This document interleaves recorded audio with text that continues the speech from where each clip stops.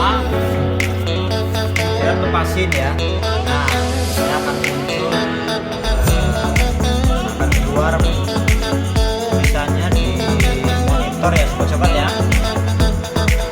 Nah itu, nah ini dan alarm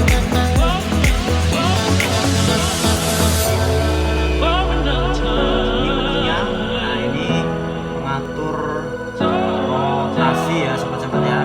Ini ada ini tinggal aja. Oke, sampai di sini dulu saya review Beckman Mec1200